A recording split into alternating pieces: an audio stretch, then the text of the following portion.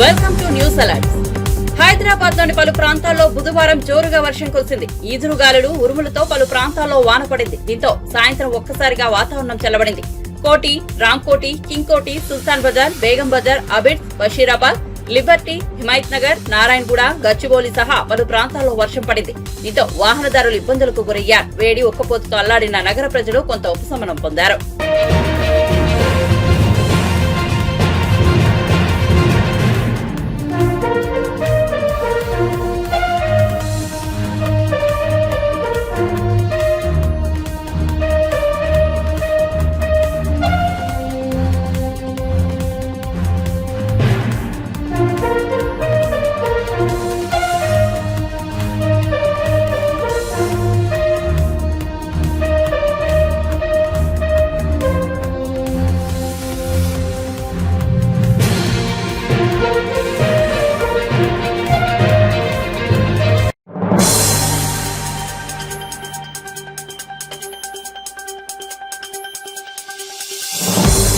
హైదరాబాద్ లోని పలు ప్రాంతాల్లో బుధవారం సాయంత్రం భారీ వర్షం కురిసింది. దీంతో పలు చోట్ల రహదారులపై వరద నీరు చేరింది. మాదాపూర్ లోని ప్రధాన రహదారులపై వర్షపు నీరు చేరడంతో పలు చోట్ల ట్రాఫిక్ జామ్ ఏర్పడింది. మాదాపూర్ నుంచి కేపీహెచ్పీ, జూబ్లీహిల్స్ నుంచి హైటెక్ సిటీ మార్గాల్లో ట్రాఫిక్ జామ్ తలెత్తింది.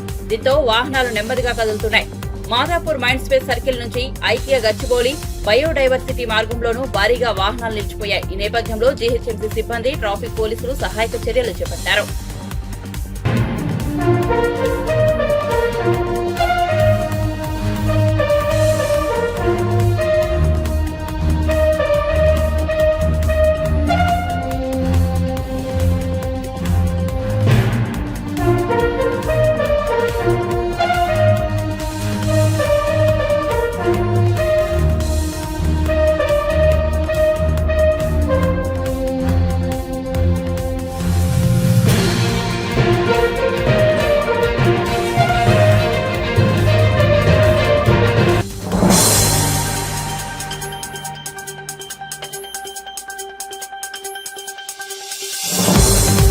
ఆంధ్రప్రదేశ్ లో ఎన్డీఏ కూటమి గెలుపుపై తెలంగాణ సీఎం రేవంత్ రెడ్డి స్పందించారు. చంద్రబాబు ప్రమాణ స్వీకారానికి ఆహ్వానిస్తే తప్పకుండా వెళ్తానని తెలిపారు. కాంగ్రెస్ పార్టీ సూచనల మేరకే తాను నడుచుకుంటానన్నారు. ఏపీలో ఏ ప్రభుత్వం వచ్చినా స్నేహపూర్వక సంబంధాలు కొనసాగిస్తామని, సామరస్యంగానే రాష్ట్ర సమస్యలు పరిష్కరించుకుంటామని గతంలో చెప్పినట్టు రేవంత్ గుర్తు చేశారు. ప్రజా తీర్పు పరంగానే చూస్తాము, దాంట్లో వేరే రకంగా చూడడానికి ఏముంది? ప్రజలు తీర్పు ఇచ్చిండ్రు. ఆ తీర్పును జగన్మోహన్ రెడ్డి గారు నేను స్వాగతిస్తున్నా అన్నాడు. చంద్రబాబు నాయుడు గారు నేను స్వాగతిస్తున్నా అన్నాడు. ఇక వాళ్ళిద్దరు స్వాగతించిన తర్వాత మియా బీవీకి రాజీ హోయేతో కాశీకా క్యాస్మే. ఏ ప్రభుత్వమైనా ఏర్పడినప్పుడు, ఆహ్వానించినప్పుడు పార్టీలో చర్చించి నిర్ణయం తీసుకుంటాం. వ్యక్తిగా నేను నిర్ణయాలు తీసుకోవడానికి ఉండదు.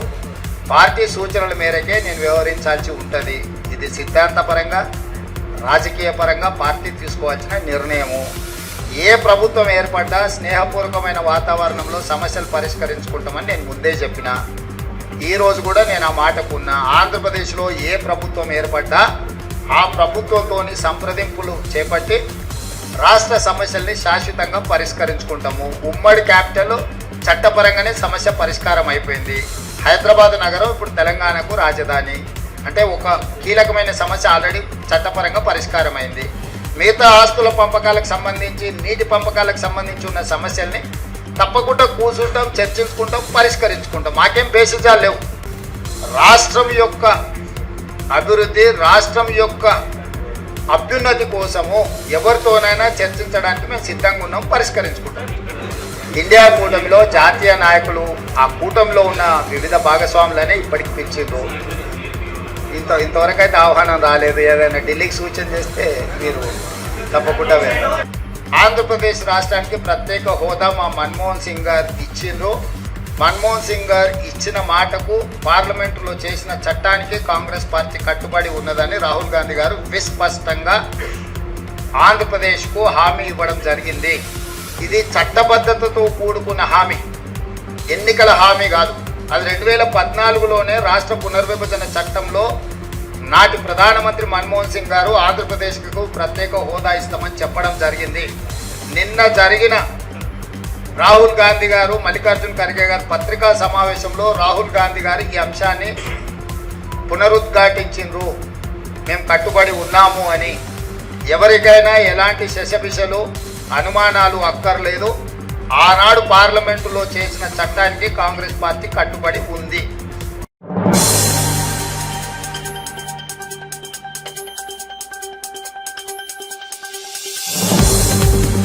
ఆంధ్రప్రదేశ్ లో ఎవరు ఊహించిన రీతిలో టీడీపీ కూటమి విజయం సాధించిందని సిపిఐ జాతీయ ప్రధాన కార్యదర్శి కె నారాయణ అన్నారు. జగన్మోహన్ రెడ్డి ప్రజాపాలన తొంగలో తొక్కి కేవలం సంక్షేమ పథకాల ద్వారానే విజయం సాధించవచ్చిన ఊహలో ఉండటంతో నేడు ఓటమి పాలయ్యారని తెలిపారు. టీడీపీ బలంతోనే ఏపీలో బీజేపీకి సీట్లు వచ్చాయన్నారు. ఏపీలో కూటమి విజయం బీజేపీ ప్రభావం కాదన్నారు. రాష్ట్రానికి ప్రత్యేక హోదా ఇస్తామని హామీని కేంద్రం తొంగలో తొక్కిందని, చంద్రబాబు రాష్ట్ర హక్కుల కోసం కేంద్రంలో కొట్లాడాలని ఆయన సూచించారు.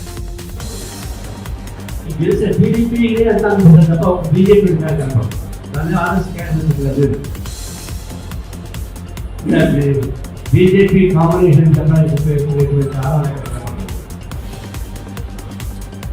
అక్కడెక్కడ పార్లమెంట్ సీట్లు పెట్టు బీజేపీ ఇస్తే ఆ వైస్ బీజేపీ ఎంపీ సీట్లు అంటే వైసీపీ ఆ బీజేపీకి వస్తే ఎంపీకి ఒక కళాశాల ఉండేది సరే ఏమైనా కానీ గెలుపు చేసినటువంటి చంద్రబాబు నాయుడికి పవన్ కళ్యాణ్కి కర్ణాలు ఇది ప్రజలు చెప్పేసి కాబట్టి మొత్తం కూడా బీజేపీతో కలిస్తే మెజారిటీ మొత్తం పోతాయని అనుకుంటారు. ఇప్పుడు అది జగన్మోహన్ వ్యతిరేకత ఇవన్నీ చూడకుండా ఇప్పుడు చంద్రబాబు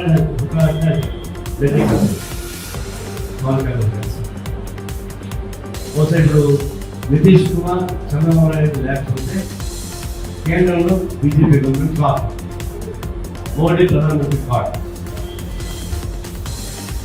మరి మోడీ 400 సీట్లు వస్తాయని చెప్పి మాయం చేసి చేసినటువంటి చివరికి ఏ దేవుడు తెలిపోతే ఆ దేవుడు వ్యవసాయం చేసి ఫ్యాషన్ వెళ్ళిపోతే ఫ్యాషన్తో చేసి, దేవుడు వెళ్ళిపోతే దేవుడితో చేసి, సూర్యుడు వెళ్ళిపోతే అన్నవాళ్ళు పెట్టి, విష్ణుడు వెళ్ళిపోతే ఆ నిరున్నవాళ్ళు పెట్టి, ఇన్ని వ్యవసాయాలు చేసినా కూడా బీజేపీ చివరికి ఏ రామం ఉపయోగించుకుని అయోధ్య దేశమంతా కావాలనుకున్నాడు, అయోధ్య ఓడిపోయాడు. కాబట్టి ఆయన అనుసరించిన పాత్ర చాలా ఘోరమైనటువంటి పాత్ర. అవినీతి కుటుంబాలను కూలిపోవడం, మతత్వాన్ని నెచ్చుకుంటాడు, రాజ్యాంగ స్ఫూర్తికి వ్యతిరేకంగా మాట్లాడు. వాస్తవానికి అయితే మొట్టమొదటి కేంద్ర పెట్టడానికి కూడింది రాజ్యాంగ వ్యతిరేక శక్తిగా కాన్స్టిట్యూషన్ మాట్లాడారు. అంత ఘోరమైనటువంటి పెద్దలు చేస్తే 15 రూపాయలు వచ్చింది.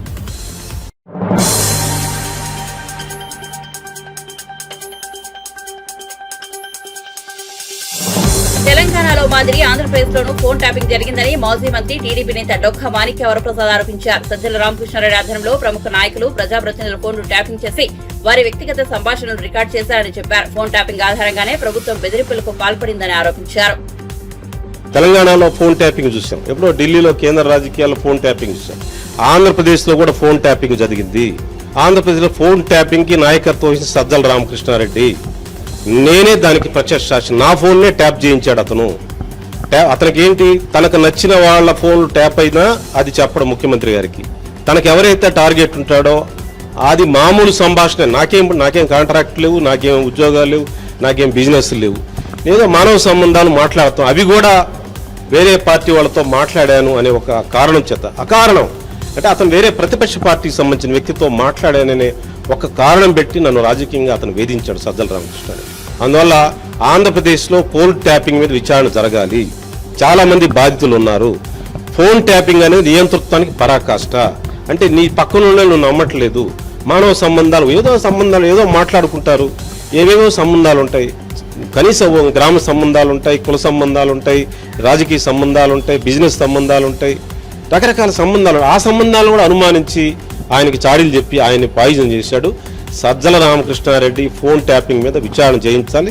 అతని పట్ల చట్ట ప్రకారం చర్య తీసుకోవాలని డిమాండ్ చేస్తాం. ఫోన్ ట్యాపింగ్ చట్టం ప్రకారం ఫోన్ నేనే బాధితుడు, నా ఫోనే ట్యాప్ చేశారు, నేనే దానికి సాక్ష్యం, నేనే బాధితుడిని. నన్ను జగన్మోహన్ రెడ్డి గారు దూరం చేసిందే సజ్జల రామకృష్ణారెడ్డి. ఇట్లా చాలా మంది ఉన్నారు. అతని టార్గెట్లు సజ్జల రామకృష్ణ టార్గెట్ చేశాడంటే ఫోన్ ట్యాపింగ్ పెడతాడు, పెట్టి వాళ్ళు ఇరికిచ్చి ఏదో సంభాషిస్తారు, బిజినెస్ చేసుకుంటారు. తెలుగుదేశం వైసీపీ వాళ్ళు బిజినెస్లు చేసుకోకూడదా? తెలుగుదేశం వైసీపీ వాళ్ళు వ్యాపార సంబంధాలు మాట్లాడుకోకూడదా? లేకపోతే పెళ్లి సంబంధాలు మాట్లాడుకోకూడదా? లేదా స్నేహ సంబంధాలు ఉండవా? వాటిని నేరంగా చూపించి వాళ్ళతో మాట్లాడారు అని చెప్పి కొన్ని కులాల మధ్య మాట్లాడుకోరా, కొన్ని కులాలు ఎక్స్క్లూడెడా మాటలకు కూడా, మానవ సంబంధాలు కూడా, పలానా కులం వాళ్ళతో మాట్లాడాడు, పలానా పార్టీ వాళ్ళతో మాట్లాడని సాడీలు చెప్పటం, ఇది చేయటం. సజ్జల రామకృష్ణారెడ్డి ఇది culprit in this affair. Jaganmohan Reddy గారు ఇంత డెబికల్ రావడానికి, ప్రజలు త్రివేకరణ గురి కావడానికి అతనే ప్రధాన కారణం. వర్గీకరణ ఆల్రెడీ సుప్రీంకోర్టులో ఉంది, జడ్జిమెంట్ త్వరలో వస్తుంది. వచ్చిన తర్వాత వర్గీకరణ ఇంప్లిమెంటేషన్ కోసం, ఈ ఎస్సీ ఎస్టీల మధ్య ఐక్యత కోసం గట్టిగా పనిచేస్తాయి.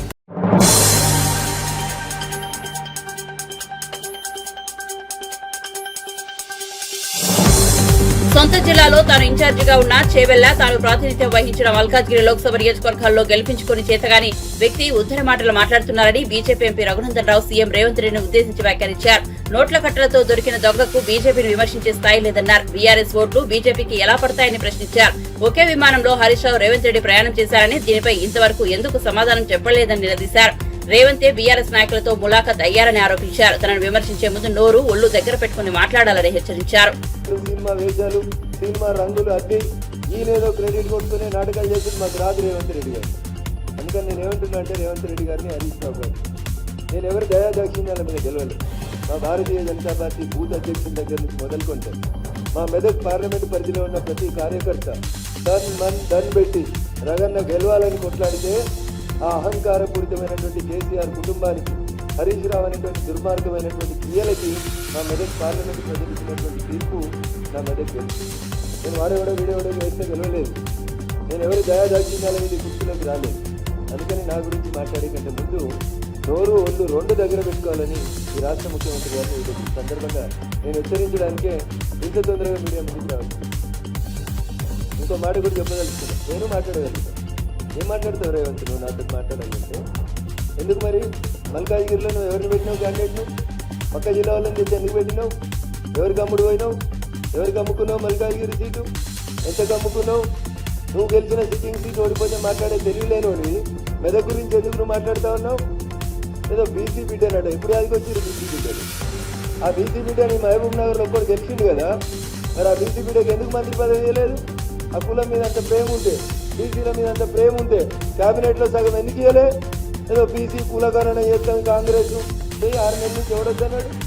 సర్పంచ్ ఎలక్షన్లలో కూడా ఇదే రిజల్ట్ వస్తుంది. ఆడలేక మధ్యలో ఓడిందని గెలవడం చేతగాక సొంత ఊర్లో గెలవనున్నాడు, పక్కన ఉన్నాడు చూసి చెప్తాడు. సొంత ఎంపీ ఓడిపోతుంది, సొంత ఊర్లో ఎమ్మెల్సీ ఓడిపోతుంది, ఆఖరికి నీ పాలమూరులో నాకు అన్నాదా అన్న వంశీ చంద్ అంటే నీకు పడదు. వంశీ చంద్కి ఢిల్లీలో పరపతి ఉంది కాబట్టి వంశీ చంద్ని ఓడగొట్టినందుకు నువ్వు ఒక పక్క పార్టీకి మద్దతు ఇచ్చినావని నాకు అనరాదా అన్న? నేను మస్తుగా అనగలుగుతా, మంచి మంచి మాటలు అనగలుగుతా, తలకాయ ఆడబెట్టుకోవాలని కూడా అర్థం కాని మాటలు అనగలుగుతా. కానీ నేను అంటలేను, ఎందుకంటే మా అమ్మ నాన్న నాకు సంస్కారం నేర్చుకుంటుంది. నువ్వు ఇన్ఛార్జ్ తీసుకున్న చేవెళ్ళు ఓడిపోతుంది, నీ సొంత జిల్లా మహబూబ్ నగర్ ఓడిపోతుంది, ఆఖరికి నువ్వు సిట్టింగ్ ఎంపీ ఉన్న మల్కాజ్గిరిలో మూతోడు జవాబు ఇచ్చింది మల్కాజ్గిరి ప్రజలు. ఏం మాట్లాడుతూ ఉన్నావు? నాకు హరీష్ రావు సపోర్ట్ చేసినది నీకు చేతనైతే భుజంగరావు అనేటువంటి ఏసీపీ చెప్పిన స్టేట్మెంట్ మీద ఎందుకు హరీష్ రావు అనేటువంటి అరెస్ట్ చేస్తలేవో చెప్పు. ఓటుకు నోటు కేసులో నేను పట్ట పగలు బొక్కలు ఇచ్చి గుంజుకపోయారు కదా, మరి ఇలా భుజంగరావు చెప్పిన స్టేట్మెంట్ మీద హరీష్ రావుని కాపాడుతుంది ఎవరో చెప్పాలి రేవంత్ రెడ్డి. ఎందుకు అరెస్ట్ చేస్తలేవు హరీష్ రావుని? కాళేశ్వరంలో కుంభకోణం అయింది, ఎవరు నీళ్ళ మంత్రి? హరీష్ రావు కాదా? ఎవరు హరీష్ రావు తోటి ములాఖత్ అయింది? నువ్వా నేనా? ఫ్లైట్లో కలిసి బిజినెస్ క్లాస్లో ముచ్చట్లు పెట్టుకుంటామైంది నువ్వు హరీష్ రావా నేను హరీష్ రావా? కులం ఒకటి ఉందని నోటుకొచ్చినట్టు మాట్లాడతావా? వెంకటరామరెడ్డి నీ నెంబర్ 2 నీ కుర్చీ ఎత్తుకపోతా అని చూస్తున్నా పొంగిలేటి శ్రీనివాసరెడ్డికి తడకుడు కాదా? తడకుడో వియ్యంకుడో కాదా? నీకేమన్నా చేతనైతే ముందు నీ అడ్మినిస్ట్రేషన్ చూసుకో. రఘునందన్ రావు అనేటోడు ఎన్నికలు జరుగుతున్నటువంటి టైంలో 150 సార్లు సిద్దిపేట సిపికి ఫోన్ చేసిండు, మెదక్ ఎస్పీకి ఫోన్ చేసిండు, సంగారెడ్డి ఎస్పీకి ఫోన్ చేసిండు. బీఆర్ఎస్ పార్టీ అభ్యర్థి వెంకటరామరెడ్డి అనేటోడు ఓటుకు 1000 రూపాయలు వంచుతుండు పట్టుకొని రని 150 ఫోన్ కాల్ చేసిన. నీ డీజీపీకి చెప్పిన, మీ ఇంటెలిజెన్స్ ఐజీకి చెప్పిన. మేం పోయి కార్లు పట్టుకొని కొడతామంటే పోలీసు వాళ్ళు వచ్చిర్రు. ఓటుకు 1000 రూపాయలు మంచి ఆపడం చేత. కానీ నువ్వు, నీకు అడ్మినిస్ట్రేషన్ తెలుసు, నీకు పోలీసు కంట్రోల్ ఉన్నాడు, నీకేమొస్తుందని రేవంత్ రెడ్డి ఏం తెలుసు? నీకు ఏం తెలుసు అంటున్నా? వెంకట్రామరెడ్డి పైసలు వంచుతుంటే ఎందుకు నీ తెలంగాణ పోలీసు వాళ్ళు ఆపలేకపోయిందో చెప్పు. నేను 20 ఎఫ్ఐఆర్లు చెప్పించిన. పోయి చేగుంటల ఫామ్ హౌస్లో 8 కోట్లు ఉన్నాయంటే నీ పోలీసు వాళ్ళు రాకపోతే మేము పోయి దాడి చేస్తామంటే అప్పుడు వచ్చింది నీ పోలీసు. దానికి సమాధానం చెప్పు. ఇవి చెప్పడం చేత కాదు. ఒక్క పోలీసోడైనా నీ మాట వింటుండా? ఒక్క పోలీసోడు ఒకవేళ వింటే వెంకట్రామరెడ్డి పైసలు వంచుతుంటే నువ్వు బీసీ బిడ్డ అయినటువంటి నీలమ్మదికి మా మెదక్ జిల్లాలో అన్యాయం ఎందుకు చేసినావు? బీఆర్ఎస్ వాడు 1000 రూపాయలు ఓటుకు వంచుతుంటే నీ సొంత పార్టీని గెలిపించుకోక వెంకట్రామరెడ్డికి ఎందుకు సద్దులు మోసిండు మీ శ్రీనివాసరెడ్డి? పైసలు ఎట్లొచ్చినాయి మా మెదక్ జిల్లాకి? దగ్గర 200 కోట్లు ఖర్చు పెట్టారు మెదక్ పార్లమెంట్ మీద టీఆర్ఎస్ పార్టీ. 6 ఎమ్మెల్యేలు నిలిసోని పైసలు వంచిరు ఓటుకు 1000 రూపాయలు. ఏది నీ police? Where is mister DGP? ఏరి మా పోలీస్ కమిషనర్లు? తీసుకో నా టెలిఫోన్ కాల్ హిస్టరీ. ఒక్కొక్క ఎస్ఐకి ఎన్నిసార్లు చేసిన, ఒక్కొక్క సిఐకి ఎన్నిసార్లు చేసిన, ఒక్కొక్క సిపిని ఎన్నిసార్లు కాల్ చేసిన అడుగు. పిలువు, మీటింగ్ పెట్టి రేపు ప్రగతి భవన్లో వస్తా, సెక్రటరియట్ పిలువు, సమీక్ష పెట్టి వస్తా. నా టెలిఫోన్ అఫీషియల్ నెంబర్ నుంచి నేను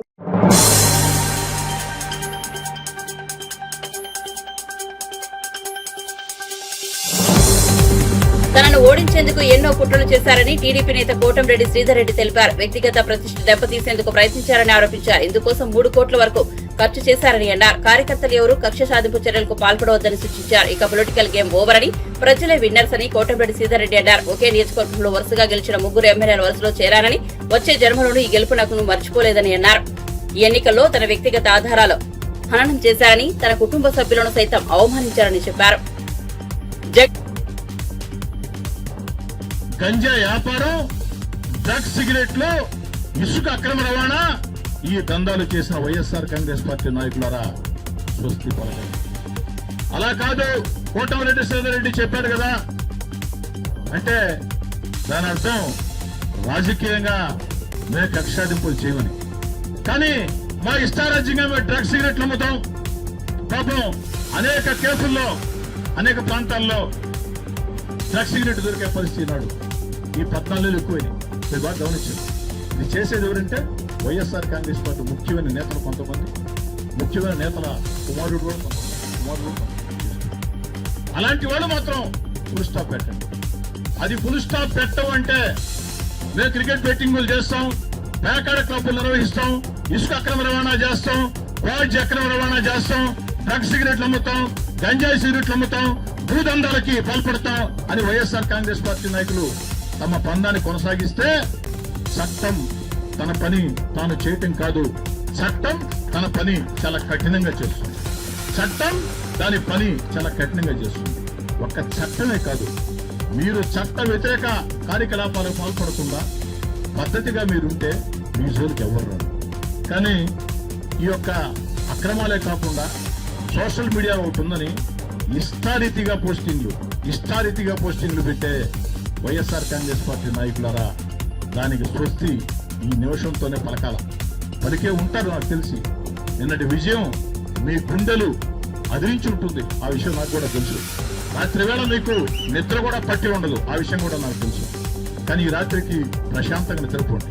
నేను ఎవరిని వేధించను, ఎవరిని ఇబ్బంది పెట్టను. కానీ అందులో ఒక క్లాస్ చట్ట వ్యతిరేక కార్యక్రమాలకి మీరు పాల్పడుతుంటే మీ జోలికి రావు. అలా లేదు, మేము పాల్పడతామంటే చట్టం కఠినంగా చేయటమే కాకుండా ఏదైతే కోటమిరెడ్డి శ్రీధర్ రెడ్డి కూడా అలాంటి విషయాల పట్ల మీ పట్ల కఠినంగా ప్రవర్తిస్తారు. ఇష్టారీతిగా సోషల్ మీడియా పోస్టింగ్లు పెట్టినా రాజకీయంగా మాట్లాడండి, తప్పులేదు, స్వేచ్ఛ ఉంది. కానీ స్వేచ్ఛ ఉందని కొన్ని యూట్యూబ్ ఛానల్స్ ఉన్నాయని మనం ఏమిస్తే అది వారి సీనియారిటీ ఎంత, వారి నాయకత్వ స్థాయి ఎంత లేకుండా ఏకంగా వారు మాట్లాడి 22 నిమిషాలు మొత్తం ఇస్తున్నారని చెప్పని ఎగిరిగిరి పడ్డారే, అది ఇక ఆపండి. అది కానీ చేస్తే, ఆ చట్ట వ్యతిరేక కార్యక్రమాలు చేస్తే డ్రగ్స్, సిగరెట్ అమ్మే వాళ్ళని వదలం, గంజాయి వ్యాపారం చేసే వాళ్ళని వదలం, ఇసుక అక్రమ రవాణా, బని అక్రమ రవాణా చేసేవాళ్ళని, పేకాట క్లబ్బులు నిర్వహించే వాళ్ళని, క్రికెట్ బెట్టింగులు పాల్పడే వాళ్ళని, అదేవిధంగా కిరసనాయిల్ అక్రమ రవాణా చేసేవాళ్ళని కూడా, కిరసనాయిల్ అక్రమ రవాణా చేసేవాళ్ళని కూడా. ఎందుకంటే కొంతమంది వైఎస్ఆర్ కాంగ్రెస్ పార్టీ నాయకులు పెట్రోల్ కిరోసిన్ ఏదైతే అక్రమ రవాణా పాల్పడుతున్నారు వారిని మాత్రం వారు మానుకుంటే ఓకే. మీరు గతంలో చేసి ఉండొచ్చు, ఇప్పుడు సాగు. ఇక్కడ ఉండేది తెలుగుదేశం పార్టీ కూటమి ప్రభుత్వం, ఇక్కడ ఉండే ఎమ్మెల్యే కోటమిరెడ్డి శివరెడ్డి, దాన్ని గుర్తుంచుకోండి.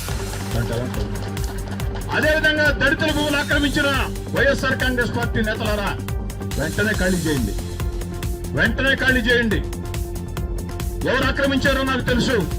3 వైఎస్ఆర్ కాంగ్రెస్ పార్టీ కార్పొరేటర్లు, వారికి అర్థమై ఉంటుంది, టీవీలో ఫేస్బుక్ లో చూస్తూ ఉంటారు. 3 వైఎస్ఆర్ కాంగ్రెస్ పార్టీ కార్పొరేటర్లు స్థలం చెప్పంటావు గిరి, స్థలం ఎందుకని ఆక్రమించున్నారు, ₹1,00,00,000. కాబట్టి వెంటనే ఆ దళితుల భూముల్ని వదిలేయండి. అట్లా కాదు మా ఇష్టం వచ్చినట్టు చేస్తామంటే మీరు కాదు. అదేవిధంగా నేను మళ్ళీ చెప్తూ ఉన్నా, కక్ష సాధింపులు, వేధింపులు, వెంటాడటం నెల్లూరు రూరల్ ఎమ్మెల్యే కార్యాలయం నుంచి జరగవు. ఒకవేళ నా వాళ్ళు ఎవరైనా చేసినా నా గడప మెట్లు కూడా ఎక్కనివ్వను. ఎవరైనా నా వాళ్ళు చేస్తే వేధింపులు గురైన వాళ్ళు నేరుగా నాకు ఫోన్ చేయొచ్చు, తప్పులేదు. 1-2 సార్లు ఫోన్ చేస్తే మీకు ఎంత అవుతుంది, ఏదైనా నేను స్పందిస్తాను. ఇంత దూరం నేను చెప్పిన తర్వాత మా వాళ్ళు ఎవరు నా మాట జవ దాటుతారని చెప్పని నేను చెప్పను, కానీ వాళ్ళు జవ దాటినా కూడా నాకు నేరుగా చెప్తే కఠినంగా తీసుకుంటాను. అయితే ఎంతవరకు ఇది మీరు పద్ధతిగా ఉన్నాం. మా అక్రమాలు మేము చేస్తాం, మా చట్టం వ్యతిరేకాలు మేము చేస్తాం. మేము ఎవరేం చేస్తామంటే ఎవరు మనం కాపాడు దాంట్లో అలాంటి